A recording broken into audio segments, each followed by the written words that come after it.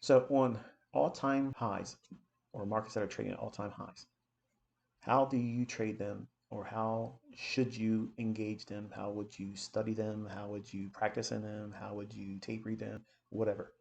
Um, Look for pools of liquidity that would be sell side because the underlying sentiment for most traders, they'll be interested in going short. They want to sell the market crash. They want to pick the top. The market will offer a decline and reward them with a very short, brief passing of time where they think they picked the top, or introduce a measure of price action running lower where they know traders will chase it and they'll be doing what? Selling, selling, selling, creating buy stops above the marketplace. But they're dropping price down into old sell stops for people that are already long. So they're knocking out really close trailed stop losses while being long in the marketplace. So it clears the sell stops. Smart money buys those sell stops, knocking out the people that would capitalize on the new higher high that's going to come. And it runs on the buy stops that are engineered on those individuals that think they're selling the high of the market. And they sell those purchased sell stops to the waiting buy stops. So they have to create a high, create some narrative that it looks like it's a shorting opportunity. So that way liquidity would be resting up there.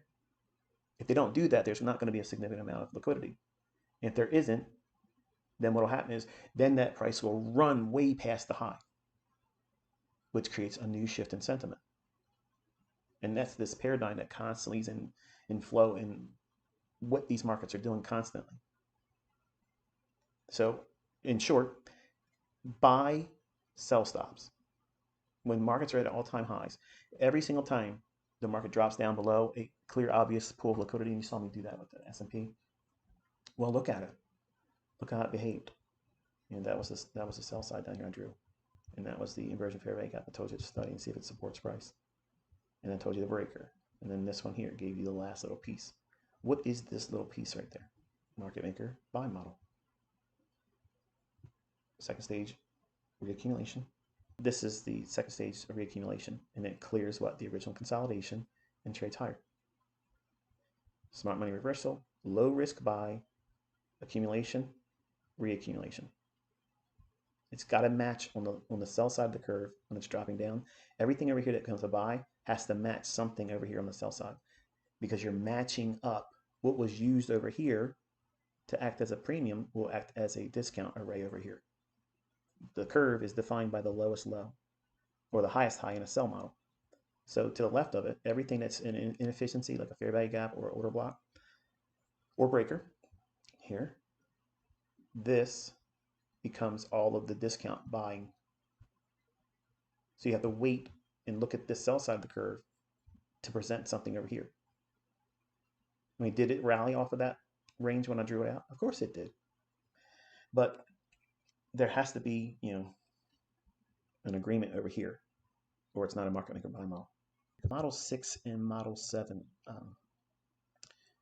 I don't recall if I said it, but the idea of what I make available as a model and publicly releasing it, which one of them is the closest thing to what I actually do when I'm trading with my own money.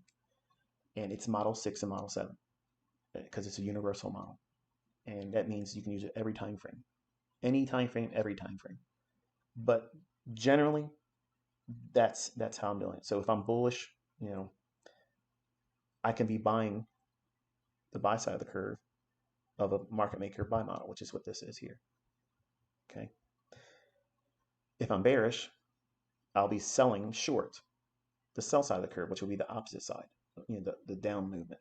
But if I'm short-term bullish because I expect it to go up to create a reversal to go lower, I can buy during the buy side of the curve of a market maker sell model. And it's easier to understand it here, where I could be going short here, be bearish and aim for liquidity. And if it's going down,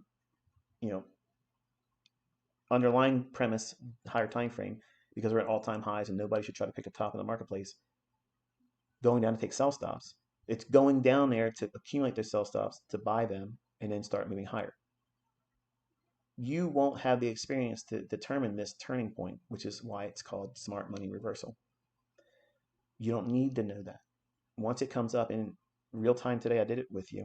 This is where you'll see the low risk buy form. That's here. And the market rallies up. We have a shift in market structure. It goes into a breaker and eventually gives you your second stage accumulation at the last premium array over here. And then boom, right there. So, and the market does what? It rips higher, digging into the liquidity that's leveled higher and higher and higher above that high.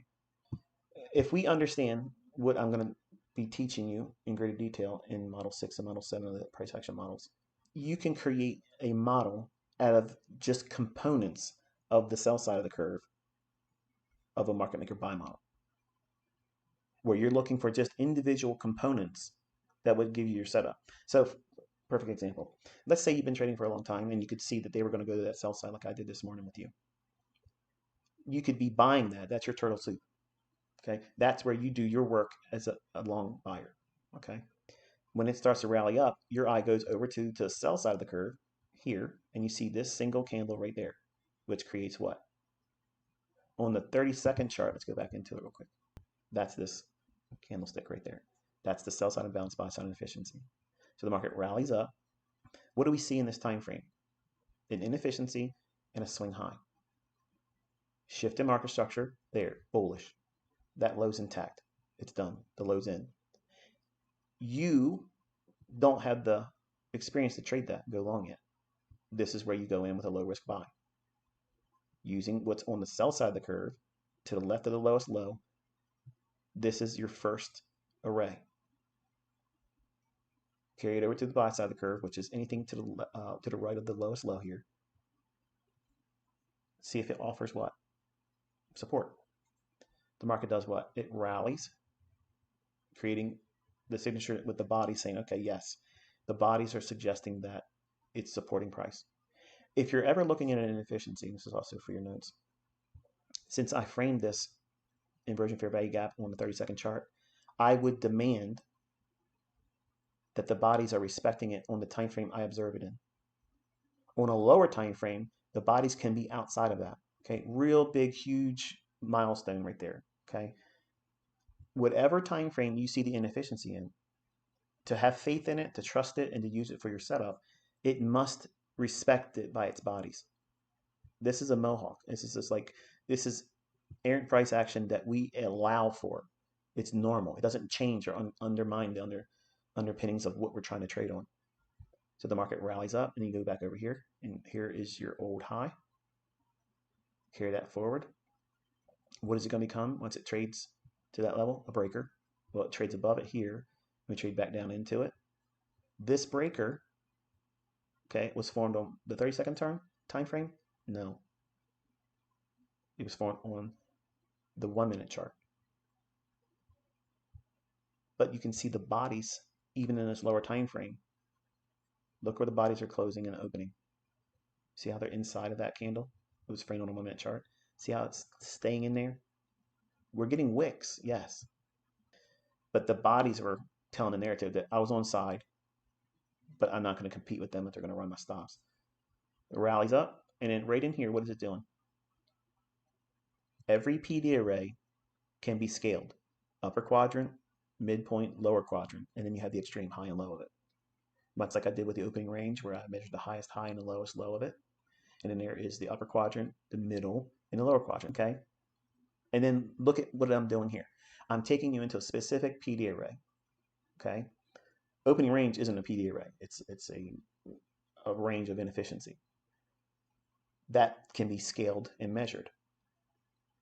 Every PD array has that same aspect to it. So if you look at the range that's created with this breaker that was used on the 1-minute chart, okay, there's your breaker. Look at that right there. That's on your upper quadrant. Yes, it wicks down a little bit, but it's going into that small little fair value gap right there. And this is all occurring on a 30-second chart. It's crazy, ain't it? And then the market rallies up. And then we create the last premium array on the sell side of the curve over here. And it trades into it here and then sends it up.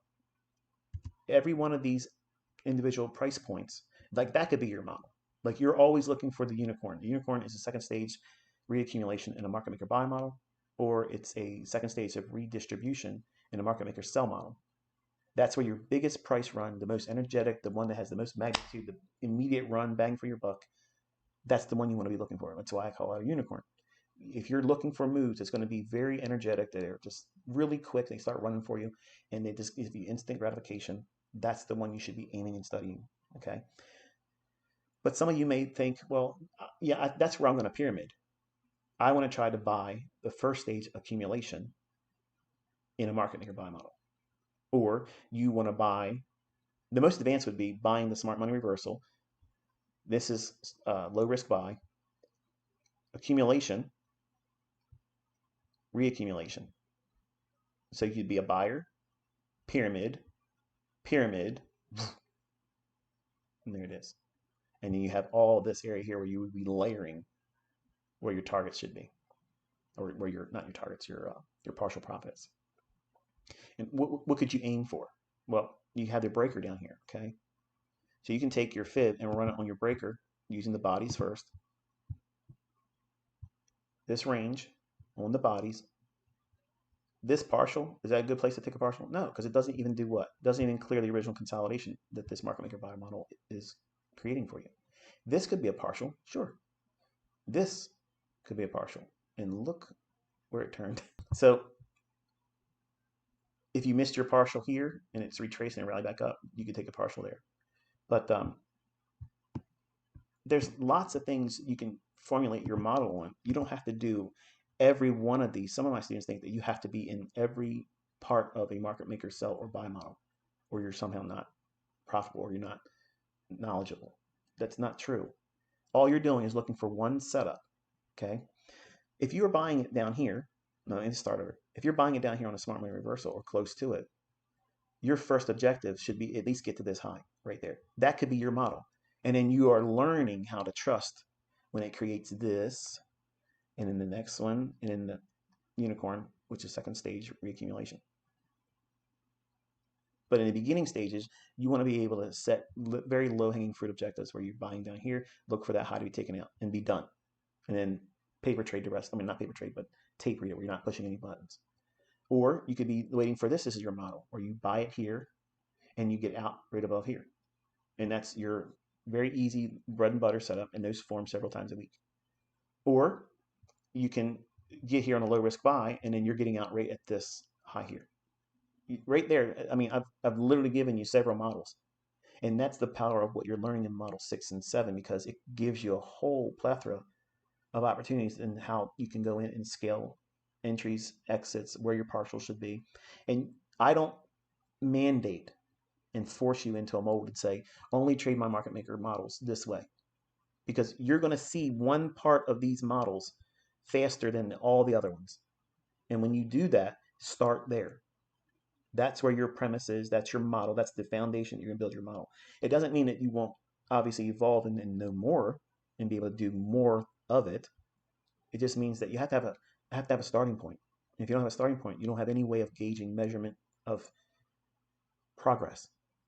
And as soon as you start looking at it that way and you have measured progress, even if it's slow, it's very exciting.